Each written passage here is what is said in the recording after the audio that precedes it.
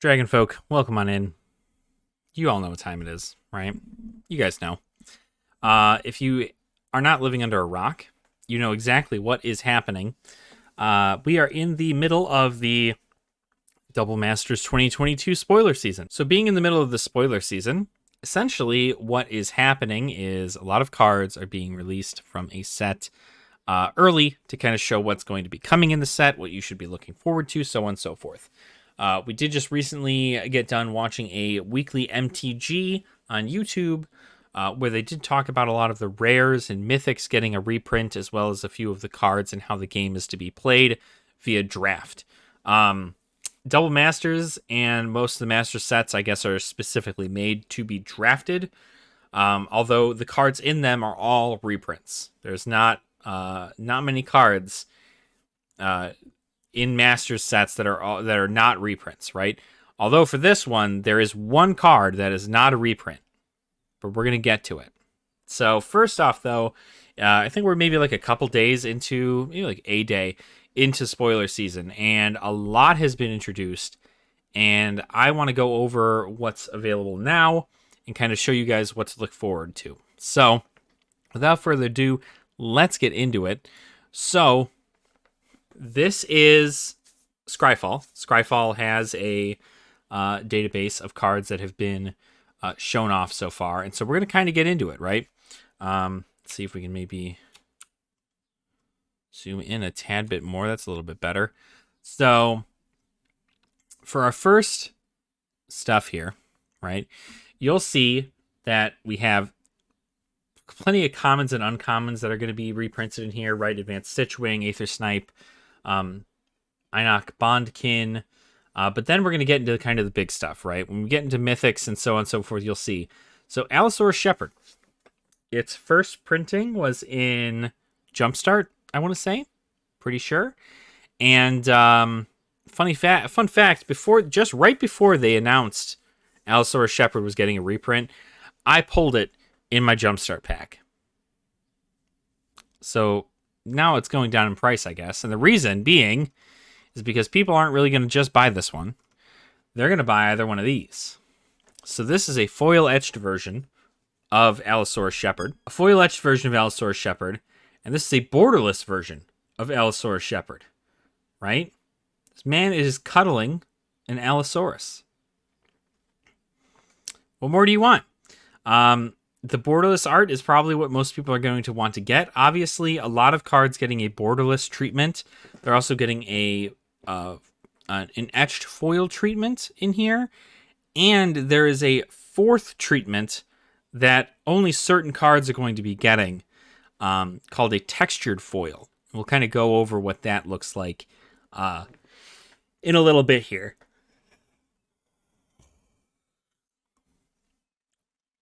So another card that was released was Minotaur. This is one of the older Planeswalkers from Commander sets way back in the day. She's getting a reprint. That's kind of cool. Good to see that. I don't know how much play she sees, but it is good to see her there. You have Atla Palani, the Nest Tender, legendary human that is getting a reprint there. I believe was Ixalan, I want to say, but it's probably sometime before that because I don't know too much about Magic's history. You're also getting these lands here, right? These are the uncommon lands. Enters the battlefield, taps. When Azorius Chancery enters the battlefield, return a land you control to its owner's hand. You can then add a white and a blue. So this is like, what is that? Breeding pool, stuff like that. I don't know what they call this land type. Bounce lands, I think is probably what they're called. But these are also getting a borderless treatment. These uncommon lands are getting borderless treatments, which is kind of crazy because that's a lot of art. And the borderless lands look really good. So very fun to see those. Like I said, more commons and uncommons kind of achieving what they need to achieve in regards to their draftability. Apparently, the set is supposed to be based on a 3-color draft. So that's going to be an interesting thing to see. Bitter Blossom getting a reprint. Fairy enchantment. At the beginning of your upkeep, you lose a life, and then create a 1/1 black fairy rogue creature token with flying. That helps with fairy decks. That helps with flyers. It's great. Bloom Tender getting a reprint, right? So for each color among other permanents you control, add 1 mana of that color. A fantastic card for a draft because you could essentially just get 3 mana. But it is a crazy card. A lot of multicolored decks will use this specifically if they have green. And it's a fun little staple in some decks. It's an elf, right? So elves obviously will probably be doing something along with it. It's also getting a borderless treatment, right? The Boros Garrison is getting a borderless treatment. Bounty of Lucia, or Luxa. At the beginning of your pre-combat main phase, remove all flood counters from Bounty of Luxa. If no counters are removed this way, put a flood counter on Bounty of Luxa, draw a card. Otherwise, add a colorless, a green, and a blue enchantment. So, beginning of pre-combat main phase, you can get 3 mana unless this happens, right? So, that's a neat little thing. I think that's probably Amonkhet, I want to say. Brindleshote, another common there. Bring to Light getting a reprint. Bring to Light also getting a foil etched version of itself. So that's kind of neat to see. It looks like Bring to Light's also getting... I'm not sure what that is. If that's like a promotion card, probably. Oh yeah, it's a release promo. Bring to Light, down right there. It says P release. So probably a release promo that you'll get. Maybe a buy a box of some sort. Cavern of Souls getting a reprint in 3 different arts. You have the regular Cavern of Souls, the Cavern of Souls in foil etched, and a borderless Cavern of Souls. Now, Cavern of Souls getting a reprint again, right? It just got its reprint in the Zendikar Rising Expeditions. It just had a reprint. It also got a reprint in the list for Modern Horizons 2. So a lot of printings of this card have been out, but the more that happens, the more people have access to it. Honestly, I think people are going to want a borderless Cavern of Souls if they don't like the Expeditions. This is definitely going to be the way to go. I think what? Borderless Cavern of Souls that came out in Modern Masters? Ultimate Masters is when the Cavern of Souls got an extended art print. I do not believe it is in the same art, so I believe the borderless art is probably the most art on its card. So definitely probably going to be the big hitter for people who want to upgrade their Cavern of Souls. Then, of course, Consecrated Sphinx getting in foil etched. And this card right here, Cryptic Spires. This is the new card to come out of Double Masters. A brand new card. This is the only new card in Double Masters 2022. And it was a big thing. A lot of people are weird about it. I don't know how to feel about it, but I also know that it's for drafting purposes, and you're not going to see this in like many other decks. But as you create your deck, circle 2 of the colors below. Cryptic Spires enters the battlefield tapped, and then you can tap it to add 1 mana of either of those of the circled colors. The odds of you using this in a regular deck, probably pretty low. But the concept is there for draft specifically. First and foremost, you have to draw on a card. I didn't think we see stuff like this for like a long time. I mean, the D20 thing was something where you had to like interact with that. But for there to be a card that they literally want you to circle the mana symbols down here is kind of crazy to me. But the concept's okay, I guess. I think it could have been executed. You probably could have come out with a better card. But it's a land, right? It's mainly used for the draft purpose of color fixing. Because, you know, you want to make sure that you're going to be in your colors and you're not really sure what your colors are going to look like. So getting something like Cryptic Spires will help you kind of fix your mana in a draft. Dimir Aqueduct getting a reprint, of course. all of these, I think these are called bounce lands. I could be wrong. I'm going to double check real quick. These are called bounce lands. I don't know why I just thought of the word bounce, but these are bounce lands. And the reason they're called bounce lands is because you have to return a land back to your hand in order to play it. So bounce lands getting a reprint in their borderless edition, very cool.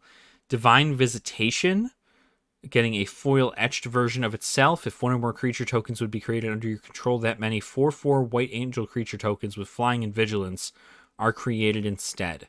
So very big on angel token creation. So that would definitely be a fantastic card to pick up if you play Angel Tribal. Very cool. Dockside Extortionist getting a huge reprint. A lot of people already utilize this card in many of their decks, but now they can get it in a borderless art, which is pretty cool. I don't play enough older formats to be able to play Dockside Extortionist, but it is cool to see. And I like how the art looks. It's just cool. So then we have Doom Traveler, Dragon Arch, Mangler, a lot of these common cards, just utilizing them. Fiery Justice getting a foil etched printing for essentially red, green, and white. You can deal 5 damage divided as you choose among any number of targets. Target opponent gains 5 life. Kind of an interesting way to clear the board, but still give them life. More commons, more bounce lands. Grand Arbiter Augustin IV is getting a borderless card. White spells you cast cost 1 less to cast. Blue spells you cast cost 1 less to cast. And spells your opponent cast cost 1 more to cast. A perfect card to play in Azorius spells or Azorius flyers, right? So that's very much so a winner in my book. It makes sense if you're going to be doing stuff there. You also have the more bounce lands. Here are the games. The biggest reprint to happen here, and probably the biggest upset of everybody right now, is Imperial Seal. So I'm going to kind of go on a small tangent, right, with Imperial Seal. Imperial Seal, people are either upset or they're really excited for it, right? The people who believed that Imperial Seal being part of the Portal 3 Kingdoms set from way back in the day, that only like a very few were ever printed in English. The set was very hard to find in English, and if you got an Imperial Seal, it was fantastic, right? Those people who have held on to that card and have been waiting to sell it for like thousands of dollars, right? And have been trying to sell it for thousands of dollars because of how rare it is. Well, this card just got reprinted. Now, that doesn't mean that this card isn't going to go for a lot. I see just this regular Imperial Seal, not even the foil etched or the borderless one. This one still go for like $600, which is still more than 2 boxes of Double Masters 2022 Collector's Edition. Crazy. But they seem to be very, very high. Not to mention, I'm sure this one goes for a lot, right? It's a weird thing, but the collectors should still not, they shouldn't just panic sell their Imperial Seals, because at the end of the day, you're selling a piece of Magic history now. You're not just selling an Imperial Seal, because most players will actually play Vampiric Tutor over Imperial Seal. So it's not like it was a staple in every black deck, in every deck that played black. It wasn't. It's more accessible now, yeah, but it's not going to be... you still own a Portal 3 Kingdoms version, right? Like the original printing, it's still going to be significantly better. So... very much so a weird thing, but I see a lot of players talk about Imperial Seal, and they're like, yeah, the card's good, but Vampiric Tutor's better, and it's more accessible. So, who's to know, right? Inquisition of Kozilek getting a reprint, right, and a borderless version. Is it Boilerworks, the bounce land, getting a borderless thing? It looks like we doubled up on these guys here. Oh, you know what? Because these are just textured. You have the Kozilek, You have borderless Kozilek. You have Kozilek foil etched. And then you have textured foil Kozilek. These textured foils are crazy looking. I'm going to see if I can get a video of it. Give me a sec. So this is the textured foil and how they're going to look on the card.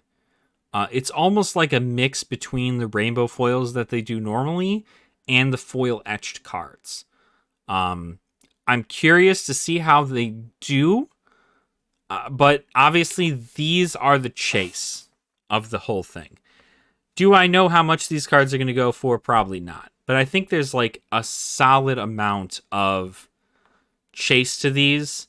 But I'm curious to see what they just go for on the open market. We're going to see how much they actually go for. We're not sure whether or not they're reducing the print run on the textured foils or if they're going to be like a one in a master case or something. We'll see. So Kozilek and Liliana and I think one more are going to be getting it, right? So Kozilek, obviously, Eldrazi, right? The Eldrazi are getting reprints in here. Absolutely nasty looking reprints too. So very crazy to see Liliana getting a reprint here. You know, Liliana the Last Hope is an okay planeswalker. She's good for what it's worth, but it's definitely more of a collector piece here in this regard, I think. Lord of Extinction getting a reprint. Power and toughness are equal to each of the number of cards in all graveyards. Big on Muldrotha stuff, I believe. We do also have the Mana Vault reprint with a foil etched and a borderless. So Mana Vault getting another reprint. I don't know when the last time Mana Vault was printed, but I want to say it was during the Masterpiece series for Kaladesh. Yeah, it was either Ultimate Masters or Kaladesh as a Masterpiece card. I'm pretty sure it was Ultimate Masters. I think that came after Kaladesh and Aether Revolt. So very cool to see that as a reprint. Again, becoming more and more available to players as it goes on. Master Biomancer. This is a great card for Simic. Like go wide Simic. Each other creature you control enters battlefield with a number of additional +1/+1 counters on it equal to Master Biomancer's power, and as a mutant in addition to its other types. So kind of an interesting little thing there. Mizzix of Ismagnus. I don't think I've ever seen this guy before, but I'm sure he's from something in regards to Izzet. When you cast an instant or sorcery spell, you get experience counter. Experience counters, those were in Ravnica, I think. Can't remember. Instant sorcery spells you cast cost 1 less to cast for each experience counter you have. I mean, it's a crazy card to have, so definitely good.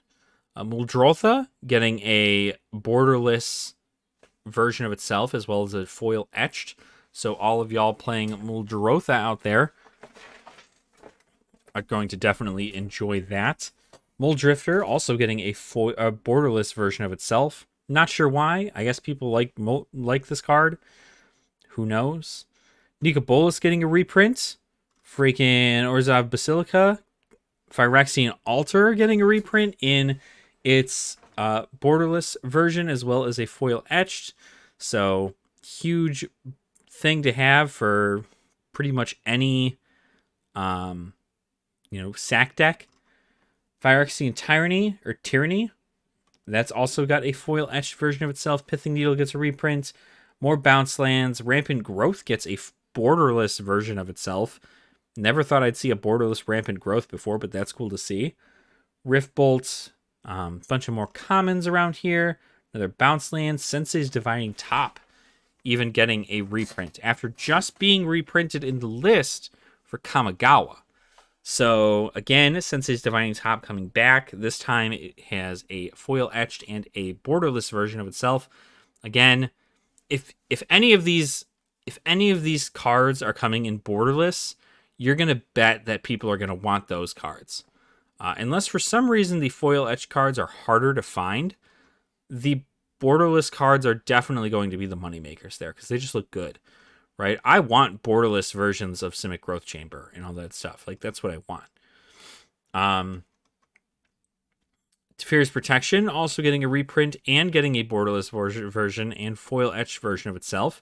I believe Teferi's Protection was just reprinted in Strixhaven in the Mystical Archives, I want to say, but now again, more available as it goes on. A lot of the packs, I believe, for Double Masters 2022 are going to have like a bunch of borderless cards in them. I'm not too sure what the actual rates are, but we'll have to wait until we get closer and closer to that. Tineb the Harvester, this is one of the old legendary dragons, right? One of the what do they call these? These are like the crazy plane dragons or whatever, or the enemy dragons. So kind of neat to see that as a reprint and neater art. Thought Scour is getting a borderless art reprint. Ulamog is getting a borderless art reprint and a foil etched print. Unearth is getting a borderless reprint. This is a common. Turn target creature card with mana value 3 or less from your graveyard to the battlefield. Crazy. Vidalcan Ori getting a borderless and foil etched version of itself. May cast spells as though they had flash. Very, very fun. Venzer, Shaper Savant. This guy is getting a foil etched version. Weathered Wayfarer is getting a foil etched version of itself. Renin 6 is the other card getting the textured foil treatment. Renin 6 getting the reprint. I believe this came out in Modern Horizons, I think. It was one of the Masters sets. Maybe. I think it was one of the Masters sets.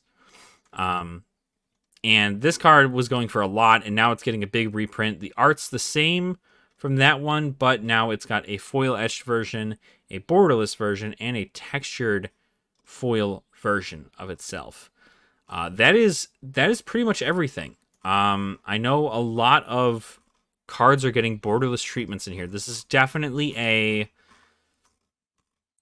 it's big on reprints. It's a big collector thing, having all of these cards in here. Like I said, they're all reprints aside from Cryptic Spires. But again, it's going to be $250 or more, actually. I think it's over $300 now, right now, as far as the market is concerned. It's over $300 for you to buy a collector's edition box on TCGPlayer for pre-sale. And that's because the more we learn about what's coming in this set, the higher the prices are going to go, right? Because the more we see things get reprinted, the more, what do you call it? The more hype the set gets. And the more hype the set gets, the more people are going to want to buy it, and so on and so forth. If I were you, I would probably wait and just to buy the singles that you want. If there's a certain card you run in your deck and you want the borderless version of it, I say maybe just wait. You're probably going to save a lot of money not buying packs and just waiting maybe like 2 weeks for the set to open, and then let the market just kind of do its thing where it just dives. I think Double Masters 2022 is going to be a great set, and I think it's getting hype, but I think a lot of it is just trying to see how much Wizards of the Coast can get away with. 4 packs in a collector booster box. 4 packs in a box for $300. That doesn't sound right to me. And the cards aren't even going to be that. If the price of the box is going to be high, then I think that's just an entry level for you to get the cards. And I don't think the cards are going to be as rare as we think it to be. I think they're practically going to give them out because there's so many of them, and so many of them in so many different arts that you're bound to get a foil etched or a borderless of some kind. And it's not going to go for as much as you think. So we'll see what happens as time goes on, but I'm just kind of, it's crazy to see all these different reprints, see everything that's been going on. I do personally want to pick up at least 2 copies of each of these bounce lands in Borderless because they just look cool. But we'll see. We'll see. Like I said, we can only find out how much this is really going to be when the product drops and when things are starting to be opened and they're starting to be sold and the product actually releases. That's how we're going to know what the true price of this product is. But until then, the best we can do is guess. I'll leave a link to this website in the description below, so you guys can all check it out yourselves as well. And make sure to check out our Patreon too while you're down there. We're trying to get people together so I can start doing more box breaks and giveaways and so on and so forth. Special content for Patreons only, or for patrons only. So we'll see how that goes from there. But also, do not forget to like the video and subscribe to the channel as well if you have not already. I like to bring you guys the TCG news, specifically more so for Magic than anything, because it's probably the game I'm most invested in right now, and I just love it. So we're going to see how the set goes. Let me know in the comments what you think about Double Masters. And, if it's bad stuff, it's bad. If it's good stuff, it's good. But the best we can do is wait it out. See what happens. So, anyway, thank you again. And remember, to make it a great day or not, the choice is yours. Have a wonderful rest of your day. And I'll see you in the next video. All right. Nerd out.